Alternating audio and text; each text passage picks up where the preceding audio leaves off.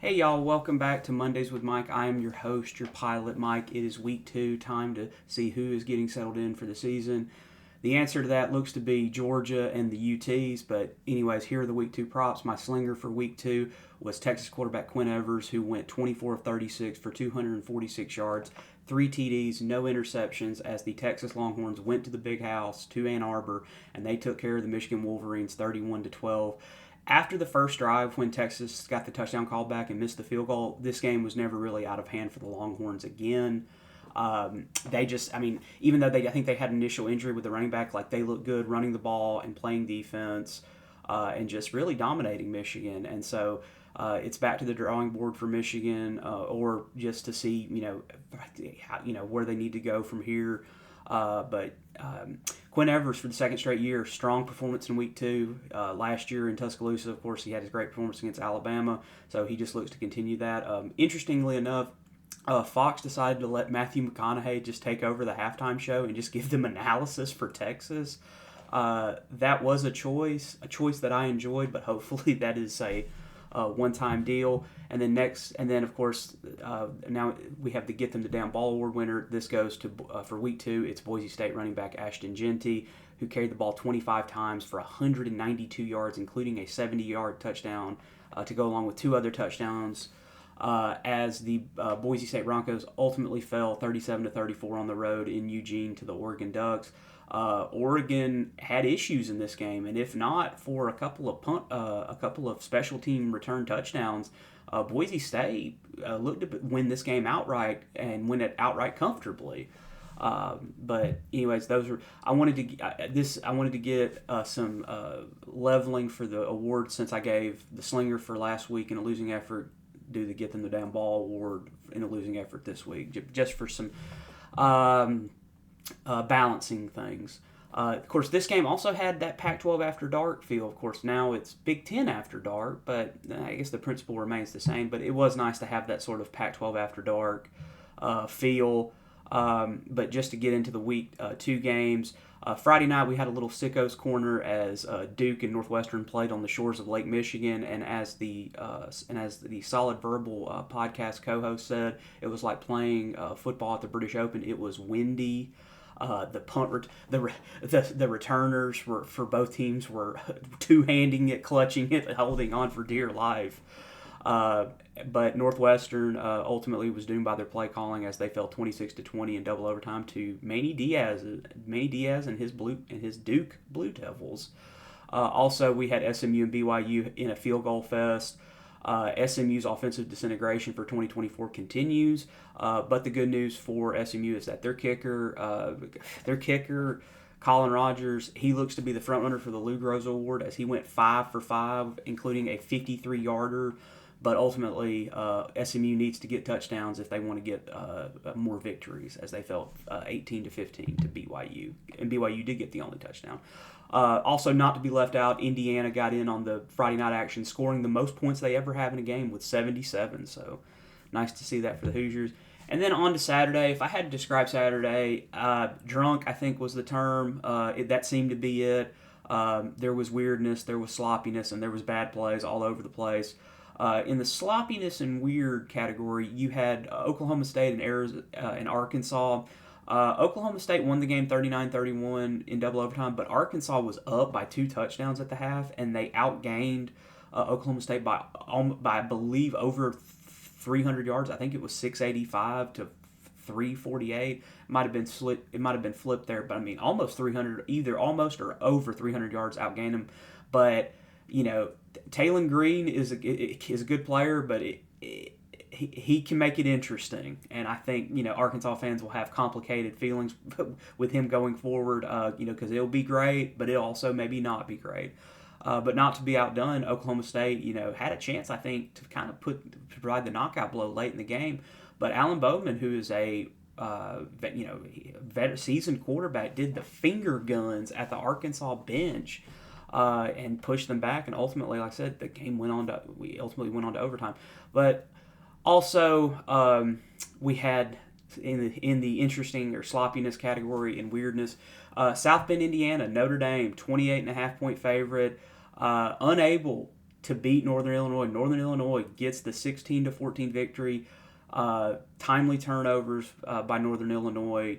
Notre Dame just, Notre Dame like established themselves on the first drive, and you think, okay, like maybe like a 28-3 or 35-7 or 10 kind of thing.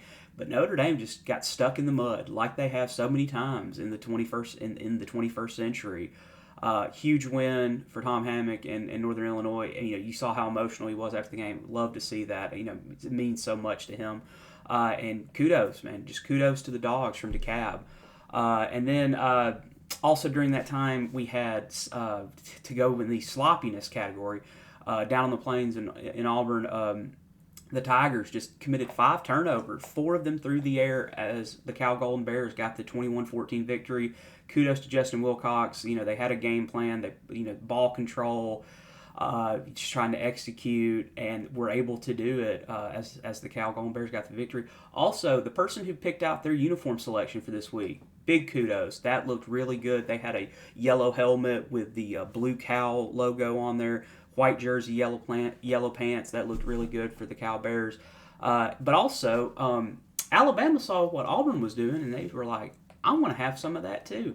Alabama had 13 penalties for 120 yards, and it was 14-13 midway through the fourth quarter against South Florida. And apparently what needed to happen was Alabama needed to replace the right tackle, because right after that they got 3 touchdowns in a row and were able to get that deceptive 42-16 victory. But it was nothing, but it was not easy until very late apparently for Alabama. But they've got Jalen Milroe took a lot of bad sacks. He seemed to only be looking for the deep ball, even though the short and medium passing game seemed to be available. At least it looked to be sometimes. But yeah, Jalen Milroe and the O-line have a lot of things to clean up, because they have to go on the road this week to Madison, Wisconsin, at Cap Randall to play the Badgers in Week 3. So that'll be something to see. But it wasn't all sloppy. We also had a good old-fashioned rock fight in Iowa City as the Iowa Hawkeyes played the Iowa State Cyclones. And Iowa looked to, make it 2 in a row. They were up 13-0 at halftime, but they just could not contain. They could not hold back Iowa State as the Cyclones came roaring back and set themselves up to win late. And Kyle Conradi, the Iowa State kicker, he drilled a 54-yard field goal to give Iowa State the 20-19 victory and give them their second win in a row in Iowa City. So good on Iowa State.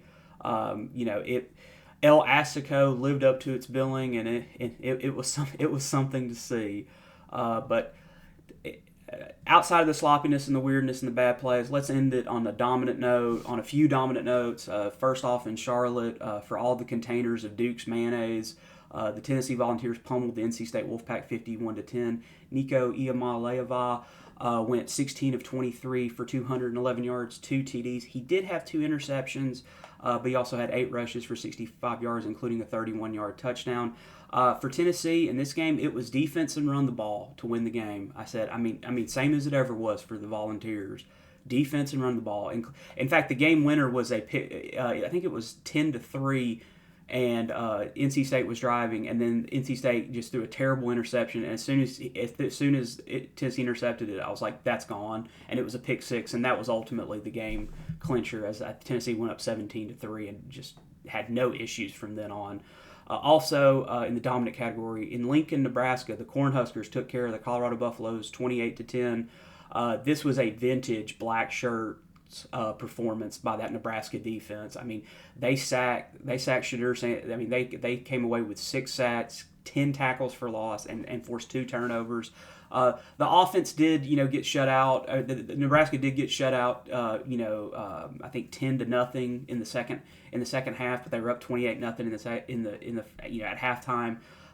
Would have liked to have seen more offensive production, but I mean, this was a good win for Nebraska, and this was a kind of not good looking performance by the Colorado Buffaloes. In fact, it'll be interesting to see how it goes for the rest of the season for the Buffaloes. But nice to see Nebraska get that vintage, get a good dominant Nebraska win at the line of scrimmage.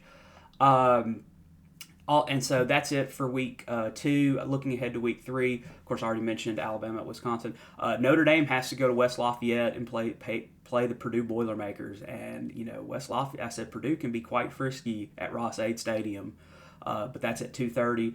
We'll also have, I think on Friday night, you have Arizona on the road at Kansas State. Kansas State got the victory at Tulane. Kansas State has not been looking so impressive. So we'll see if they continue, if the Wildcats underperform against the Wildcats. Of course, Arizona also kind of underperformed against Northern Arizona.